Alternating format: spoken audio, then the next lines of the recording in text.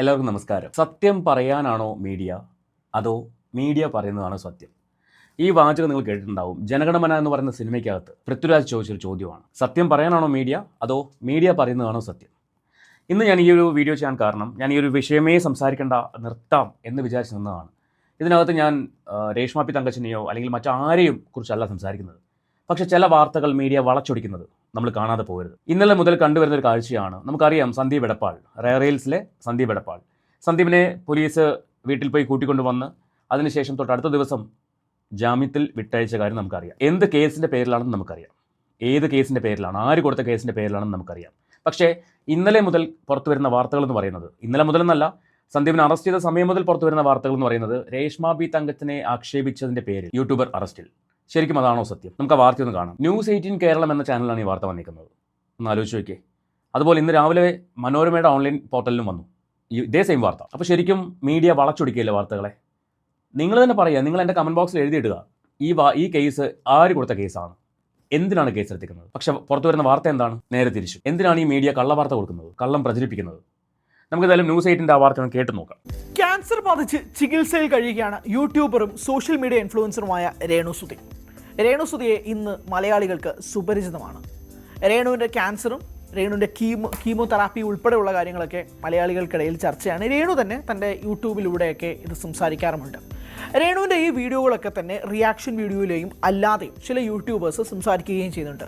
Renu കാണിക്കുന്നതൊക്കെ fake ബില്ലാണ്, രേണുവിന് cancer ഇല്ല, രേണുവിന് ഒരു തരത്തിലുള്ള അസുഖങ്ങളില്ല എന്ന് പറഞ്ഞുകൊണ്ട് പല യൂട്യൂബ് ബ്ലോഗേഴ്സും വീഡിയോ ക്രിയേറ്റേഴ്സും കോണ്ടന്റ് ക്രിയേറ്റേഴ്സും രേണുവിൻ്റെ കണ്ടന്റുമായി ബന്ധപ്പെട്ടുകൊണ്ട് സംസാരിക്കുകയും യൂട്യൂബിൽ അത് അവരുടേതായ രീതിയിൽ ഇടുന്നുമുണ്ട്. കഴിഞ്ഞ ദിവസം കേരള പോലീസ് ഇതുപോലൊരു വ്യക്തിയെ പിടികൂടി. രേണു സുധിക്ക് എതിരെ സംസാരിച്ച ഒരു വ്യക്തി, അവരൊരു ക്യാൻസർ പേഷ്യൻ്റ് അല്ല, അവർ മുന്നിൽ വന്ന് കാണിക്കുന്ന ബില്ലൊക്കെ വ്യാജമാണ്, അവർ ജനങ്ങളെ പറ്റിക്കുകയാണ് എന്നൊക്കെ പറഞ്ഞുകൊണ്ട് വളരെ അധിക്ഷേപിക്കുന്ന തരത്തിൽ രേണു സുധിക്കെതിരെ സംസാരിച്ച ഒരു യൂട്യൂബറിനെയാണ് ഇപ്പോൾ പോലീസ് പിടികൂടിയിരിക്കുന്നത്. ഇതാണോ ശരിക്കുള്ള വാർത്ത?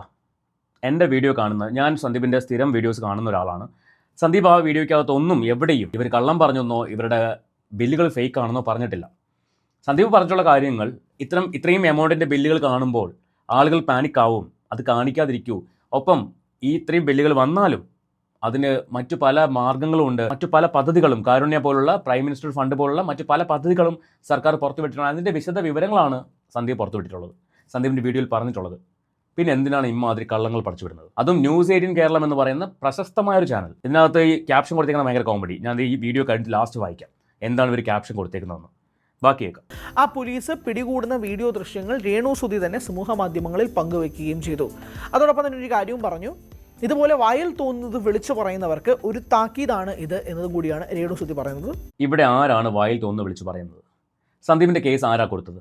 സന്ദീപിനെതിരെയുള്ള കേസ് ആരാ കൊടുത്തത്? രേഷ്മ പി തങ്കച്ചനാണോ? അവർ കൊടുത്ത കേസിൻ്റെ FIR ആണോ നമ്മുടെ മുന്നിൽ നമ്മൾ കണ്ടത്? ആണോ? ഞാൻ ആ FIR വെക്കാം. FIR ഞാൻ വായിച്ച് കേൾപ്പിക്കാം, ബാക്കി കൂടെ കേട്ടിട്ട്. രേണു വളരെ സന്തോഷത്തോടു കൂടിയാണ് ഈ വീഡിയോ പോസ്റ്റ് ചെയ്തത്. അതിനെതിരെ രണ്ട് കാര്യങ്ങൾ ഇപ്പോൾ സമൂഹത്തിൽ നടക്കുന്നുണ്ട്. ഒന്ന്, ഇതൊരു അഭിപ്രായ സ്വാതന്ത്ര്യം നിറയുന്ന നാടാണ്. അവർക്ക് പറയാനുള്ളത്, അവർ രേണു സുധി ഫേക്കായിട്ടാണ് കാണിക്കുന്നതെന്ന് ഒരു യൂട്യൂബറിന് പറയാമെങ്കിൽ അതെന്തുകൊണ്ട് അവർക്ക് പറഞ്ഞുകൂടാ എന്നൊരു ചോദ്യം ചോദിക്കുന്നുണ്ട്. മറുവിഭാഗത്ത് രേണു സുധി അനുകൂലിച്ചുകൊണ്ട് ഇതുപോലുള്ള പോലീസിൻ്റെ നടപടികൾ സ്വാഗതാർഹം ചെയ്യുന്നുണ്ട് എന്ന് പറഞ്ഞുകൊണ്ട് വലിയ വിഭാഗം ഒരു സോഷ്യൽ മീഡിയയിലും നടക്കുന്നുണ്ട്. രേണു സുധിയുടെ കീമോവുമായി ബന്ധപ്പെട്ടുള്ള കാര്യങ്ങൾ രേണു തുറന്നു പറയുകയും ചെയ്തിട്ടുണ്ട്. അതായത് ഓരോ കീമോ കഴിയും തോറും 2 ലക്ഷം രൂപയാണ് ചിലവ് വരുന്നത്.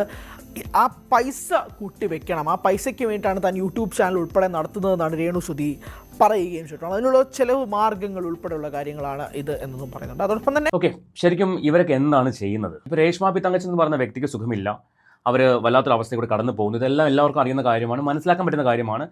അതിനൊന്നും ആരും ഒന്നും പറയുന്നില്ല. അവർക്ക് വയ്യാതായതിനു ശേഷം ആരും വീഡിയോ ചെയ്തിട്ടില്ല, നിങ്ങൾക്ക് എല്ലാവർക്കും അറിയുന്ന കാര്യമാണ്. പക്ഷേ അവരെ സപ്പോർട്ട് ചെയ്യുന്ന ആൾക്കാർ വീണ്ടും വീണ്ടും വീണ്ടും വീണ്ടും അവരുടെ പേര് സോഷ്യൽ മീഡിയയിലേക്ക് വലിച്ചിട്ടുകൊണ്ടിരിക്കുകയാണ്. ഈ മീഡിയക്കാർ ഉൾപ്പെടെ വീണ്ടും അവരുടെ പേരെടുത്ത് വെച്ചിട്ട് ഇവരെ സപ്പോർട്ട് ചെയ്യുന്നു എന്ന വ്യാജേന മറ്റു പലരെയും വിമർശിച്ചു. ആ വിമർശിച്ചപ്പോഴാണ് അതിലെ തെറ്റുകൾ ചൂണ്ടിക്കാണിച്ചുകൊണ്ട് ഒരുപാട് വ്ളോഗേഴ്സ്, ഞാൻ ഉൾപ്പെടെയുള്ള ഒരുപാട് വ്ളോഗേഴ്സ് തിരിച്ച് സംസാരിച്ചു തുടങ്ങിയത്. അപ്പോഴാണ് സന്ദീപ് ഈ പറയുന്ന സങ്കല്പിക സ്റ്റോറിയുമായിട്ട് വന്നതും അതിനെതിരെയാണ് കംപ്ലയിൻറ്റ് പോയത്. അത് രേഷ്മ പി തങ്കച്ചൻ കൊടുത്ത കംപ്ലയിൻ്റ് ആണോ? അപ്പോൾ എന്ത് അടിസ്ഥാനത്തിലാണ് വായിൽ തോന്നിയത് കോതയ്ക്ക് പാട്ടെന്ന ലെവലിൽ ഈ മീഡിയക്കാരൻ പറയുന്നത്? വാർത്തകളെ വളച്ചൊടിക്കുകയല്ലേ ചെയ്യുന്നത്. ഇപ്പോൾ ഒരു നരേഷൻ വരണം, കേസ് ഈ ആൾ കൊടുത്തതല്ല ഈ ആൾ കൊടുത്തതാണ് എന്നൊരു നരേഷൻ വരണം. അതിന് വേണ്ടി ഒരു വ്യഗ്രത കാണിക്കുന്ന പോലെയാണ് എനിക്ക് ഫീൽ ചെയ്യുന്നത്. നിങ്ങൾക്ക് എന്താ തോന്നുന്നു നിങ്ങൾ കമൻറ്റ് ചെയ്യുക. ഈ ഒരു ചാനലിൽ വന്ന വാർത്തയുടെ ടൈറ്റിൽ എന്ന് പറയുന്നത് വായിൽ തോന്നിയത് വിളിച്ചു പറയരുത്, രേണു സുധിയെ അധിക്ഷേപിച്ച് യൂട്യൂബർ അറസ്റ്റ്. ഇതാണ് ടൈറ്റിൽ. ഒന്ന് ആലോചിച്ച് നോക്കിയേ, ആരാണ് വായിൽ തോന്നി വിളിച്ച് പറയുന്നത്?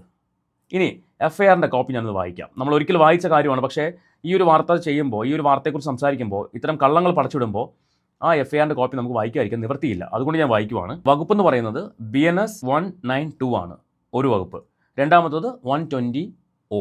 ഈ 2 വകുപ്പാണ് ചാർത്തിയിരിക്കുന്നത്. ഇന്നലെ സന്ദീപിന്റെ വീട്ടിൽ അതിന്റെ വിശദമായിട്ടുള്ള കാര്യങ്ങൾ സന്ദീപിന് പറയാൻ പറ്റുന്ന പോലെ സന്ദീപ് പറഞ്ഞിട്ടുണ്ട്. ഇനി ഇതെന്താണ് FIR എഴുതിയേക്കുന്നത് അതുകൂടി നമുക്കൊന്ന് കണ്ടു നോക്കാം. പ്രതിക്ക് ആവലാതിക്കാരനെ വ്യക്തിഹത്യ ചെയ്യണമെന്നും മാനഹാനി വരുത്തണമെന്നുമുള്ള ഉദ്ദേശത്തോടും കരുതലോടും കൂടി റയറീൽസ് എന്ന യൂട്യൂബ് ചാനൽ വഴി 13/7/2026 തീയതി മുതൽ ആവലാതിക്കാരനെയും കുടുംബത്തെയും സമൂഹത്തിന് മുന്നിൽ അപഹാസ്യപ്പെടുത്തും വിധത്തിൽ മോശമായി ചിത്രീകരിച്ച് ആവലാതിക്കാരന്റെ തിരുവസ്ത്രം അണിഞ്ഞ ഫോട്ടോ സമൂഹ മാധ്യമങ്ങളിൽ കൂടി പ്രചരിപ്പിച്ച് ആവലാതിക്കാരൻ സഹോദരങ്ങൾക്ക് നൽകാതെ കുടുംബസ്വത്ത് തട്ടിയെടുത്തുവെന്നും ആവലാതിക്കാരന് കേരളത്തിലും രാജ്യത്തിന്റെ പല ഭാഗങ്ങളിലും അവിഹിത ബന്ധത്തിൽ ഭാര്യമാരും മക്കളുമുണ്ടെന്നും പറഞ്ഞ് ആക്ഷേപിച്ചുമുള്ള വീഡിയോകൾ തുടർച്ചയായി അപ്ലോഡ് ചെയ്ത് ആവലാതിക്കാരന്റെ പൗരോഹിത്യ ശുശ്രൂഷയെ അപകീർത്തിപ്പെടുത്തി എന്നുള്ളത്. ഇതാണ് FIR. അത് അതിന്റെ വഴിക്ക് പോട്ടെ, കേസിന്റെ വഴിക്ക് പോട്ടെ. പക്ഷേ ഈ ചാനൽ എന്തിനാണ് ഇതിനെ വളച്ചൊടിക്കുന്നത്? എൻ്റെ ചോദ്യം ഇത്രയേ ഉള്ളൂ. മനോരമ, ഞാൻ നേരത്തെ പറഞ്ഞല്ലോ, മനോരമ ഓൺലൈൻ പോർട്ടലിലും ഈ സെയിം വാർത്ത ഇതേപോലെ രേണു സുധിയെ ആക്ഷേപിച്ചതിന്റെ പേരിൽ യൂട്യൂബർ അറസ്റ്റിൽ. അതാണോ FIR? നിങ്ങൾ കണ്ട FIRൽ അങ്ങനെ എന്തെങ്കിലും പറഞ്ഞിട്ടുണ്ടോ, എഴുതിയിട്ടുണ്ടോ? നിങ്ങൾ തന്നെ വായിച്ചു നോക്കിക്കോ, ഞാൻ അവിടെ വയ്ക്കാം. അപ്പോൾ എന്തിനാണ് മീഡിയ കള്ളം പറിച്ചു വിടുന്നത്? വായിൽ തോന്നിയത് ഇപ്പോൾ പറയുന്നത് ആരാണ്? ഈ മീഡിയയിൽ വാർത്ത വായിച്ച ഈ വ്യക്തിയാണ്. ശരിയല്ലേ? ഇതിനെതിരെ സന്ദീപ് എന്തായാലും പരാതി കൊടുക്കുമെന്നാണ് ഞാൻ വിചാരിക്കുന്നത്. പരാതി കൊടുക്കണമെന്നാണ് ഞാൻ പറയുന്നത്. കാര്യം ഇല്ലാത്ത വാർത്ത പ്രചരിപ്പിച്ചതിന്. ഇപ്പോൾ ഓരോ റിയാക്ഷൻ വ്ളോഗേഴ്സും അവരുടെ കൺമുന്നിൽ കാണുന്ന സോഷ്യൽ മീഡിയയിൽ വന്ന വാർത്തകൾ എടുത്ത് സംസാരിക്കുമ്പോൾ ഇവിടെ ഈ മീഡിയക്കാരൻ ഇപ്പം യൂട്യൂബേഴ്സിന് അല്ലെങ്കിൽ റിയാക്ഷൻ വ്ളോഗേഴ്സിന് ഒരു FIR എടുക്കാനുള്ളതിനേക്കാൾ ഈസി ആയിട്ട് ഒരു മീഡിയക്കാരൻ എടുക്കാൻ പറ്റും. എന്തുകൊണ്ട് ഇവർ ആ FIR വായിച്ചു നോക്കുന്നില്ല? പല മീഡിയാസിലും ഈ വാർത്ത വന്നു. കഴിഞ്ഞ ദിവസം നമ്മൾ വേറൊരു മീഡിയയെക്കുറിച്ച് പറഞ്ഞു, എന്തോ മംഗളം TV എന്ന് പറഞ്ഞിട്ട്, മംഗളം ന്യൂസോ, അതിനെക്കുറിച്ച് പറഞ്ഞു. അവരും ഇതേപോലെ തന്നെ സംസാരിക്കുന്നത്. അപ്പോൾ സത്യം എന്താണെന്ന് പോലും മനസ്സിലാക്കാതെയാണ് ഇത്തരം മീഡിയക്കാർ എന്ത് ചെയ്യുന്നത്? വാർത്തകൾ പടച്ചുവിടുന്നത്. അതിന് താഴെ വരുന്ന കുറേ കമൻസ് കാണണം. കഷ്ടമുണ്ട്.